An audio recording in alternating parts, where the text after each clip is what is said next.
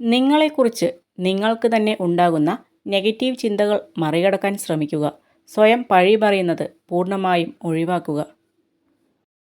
ചില സമയങ്ങളിൽ ദൈവം മനഃപൂർവ്വം നമ്മെ ബുദ്ധിമുട്ടുള്ള സാഹചര്യങ്ങളിൽ എത്തിക്കുന്നു. അതുവഴി നമ്മൾ അന്ധമായി വിശ്വസിക്കുന്ന ആളുകളുടെ മുഖത്തെ മുഖംമൂടി കാണാൻ കഴിയും. നിങ്ങളുടെ സത്യസന്ധത ആരുടെയും മുന്നിൽ വിശദീകരിക്കേണ്ട ആവശ്യമില്ല. കാരണം നിങ്ങളിൽ വിശ്വാസമുള്ള ഒരാൾക്ക് അതിൻ്റെ ആവശ്യമില്ല. നിങ്ങളിൽ വിശ്വാസമില്ലാത്ത ഒരാൾ നിങ്ങൾ എന്ത് പറഞ്ഞാലും വിശ്വസിക്കുകയുമില്ല.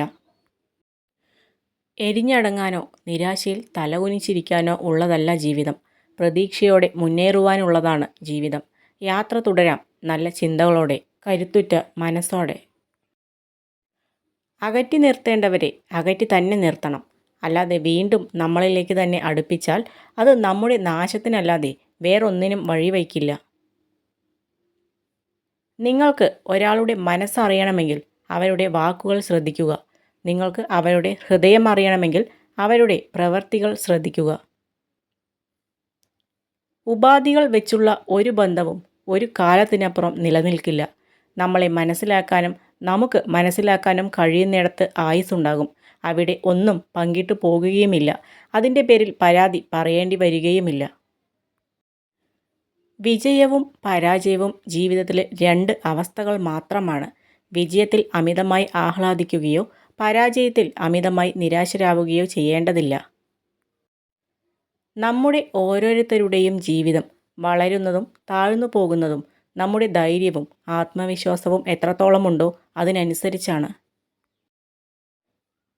നിങ്ങളെക്കുറിച്ച് ചിലർ പരദൂഷണം പറയുന്നതും നിങ്ങളോട് മിണ്ടാതെ നടക്കുന്നതും നിങ്ങൾ തെറ്റ് ചെയ്തത് കൊണ്ടല്ല, നിങ്ങൾ സുഖമായി ജീവിക്കുന്നത് അവർക്ക് സഹിക്കാൻ കഴിയാത്തതുകൊണ്ടാണ്. നമ്മുടെ ഇന്നലെകൾ കഴിഞ്ഞു പോയതാണ്. നാളെകൾ എന്താണെന്ന് അറിയില്ല. ഇന്നിൽ ജീവിക്കുക, സ്നേഹം കണ്ടെത്തുക, സമാധാനം കണ്ടെത്തുക. ശത്രുക്കളെ ഉണ്ടാക്കാൻ വഴക്കിടേണ്ട ആവശ്യമില്ല. സത്യം തുറന്നു പറയാൻ തയ്യാറായാൽ മാത്രം മതി. ഇഷ്ടം പോലെ ശത്രുക്കൾ ബന്ധുക്കളിൽ നിന്നും സൗഹൃദങ്ങളിൽ നിന്നും ലഭിച്ചേക്കാം. നമ്മെ തെറ്റിദ്ധരിച്ചവരെ തിരുത്താൻ പോകാതിരിക്കുന്നതാണ് നല്ലത്. നമ്മെ മനസ്സിലാക്കിയ ചിലരെങ്കിലും ഉണ്ടാവും. അവരെ നഷ്ടപ്പെടുത്താതെ നോക്കുക.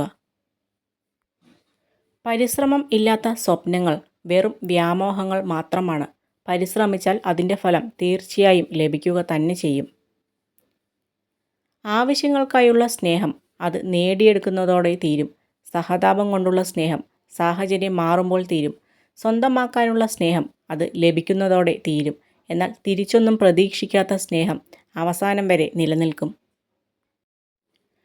ഏതു സാഹചര്യത്തിലും ജീവിക്കാൻ ശീലിക്കുക. എങ്കിൽ മാത്രമേ എന്തും സഹിക്കാനുള്ള ആത്മധൈര്യം ഉണ്ടാവൂ.